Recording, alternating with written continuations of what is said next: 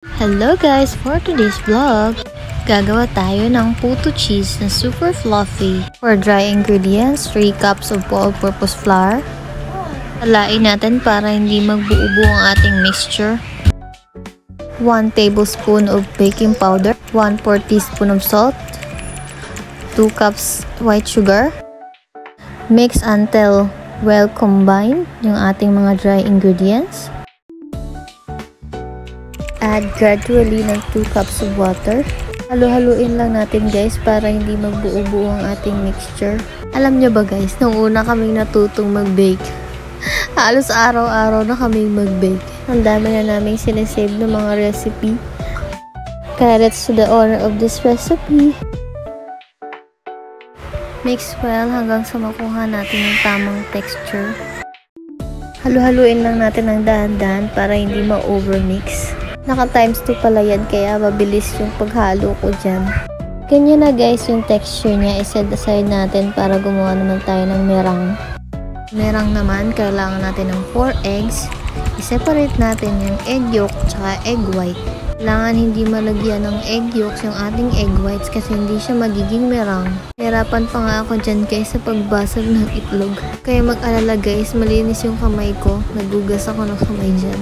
Alam nyo ba guys, mas madaling gawin gantong technique ng pag-separate ng itlog kaysa yung pangsala ng egg yolk. Minsan nababasag yung egg yolk nasasali sa egg white. Hindi na natin magagawa yung perfect na merang. Kaka-grocery lang namin ng isang tray ng itlog. Pag after 3 days, ubos na yung itlog kakabake. Naglagay pala ako dyan ng 1 teaspoon ng vinegar. I-whisk lang natin hanggang mag-double size yung ating egg whites. Pagkatapos mag-add tayo ng 1/2 white sugar gradually. Konti lang yung ilagay natin ng white sugar para hindi masira yung ginagawa nating merang. I-whisk lang natin ng 2 minutes para mag-stiff up at mag-double size ang ating merang. Pag ganyan na yung merang natin guys, pag di na siya nahuhulog, okay na yan. Lagay pala ako ng food coloring para maging kulay purple yung ating mixture. Haluin lang natin hanggang sa kumulay lahat ng ating mixture. Ayan, at kulay violet ng ating mixture. Naman tayo ng dahan-dahan ng ating merang sa ating mixture. Haluin lang natin siya ng pa-cut and fold. Dahan lang sa pag-mix para guys hindi mawala ang pagka-fluffy ng ating puto. Times 3 pala ako dyan guys para mas mabilis yung halo ko. Pang 5 beses na pala namin ito na bake yung recipe na to kasi sobrang sarap talaga niya. Super fluffy pa. Ayan, may isa pang bulinggit dyan na nakaupo kasi ayaw niyang hindi siya mapansin ng nanay niya. Super clingy talaga ng mga bata pag lalaki yung anak mo. Nagpala ako ng food coloring dyan guys kasi nakukulangan ako sa kulay.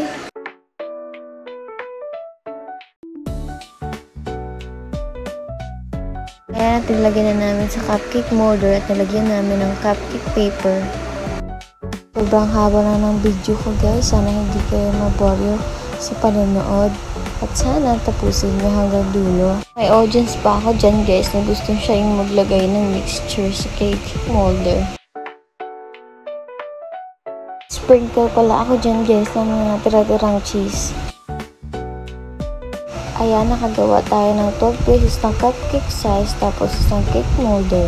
Hindi ko alam kung anong size ng cake molder na yan. Actually guys, yung napanood namin na recipe, steamer siya niluto. Yun sa amin, isa sa oven. Binuksan ko na yung oven at ilagay natin sa 180 degrees and 30 minutes. Pero pag sa steamer naman guys, 20 minutes lang siya. Tapos ilalagay nyo yung puto nyo kapag kumukulo na yung tubig. Tingnan lang natin guys kung okay na ba yung ating puto. Pag wala nang sumamang mixture, big sabihin luto na siya. Ginamit ko dyan yung kutsilyo kasi wala kami toothpick. Pinatay ko na pala yung oven guys at hinango ko na yung ating mga puto. At voila! Ayan na yung ating puto cheese. Luto na! Wow! Ayan guys, oh, super fluffy. Para siyang sponge cake. Thank you for watching. Bye-bye!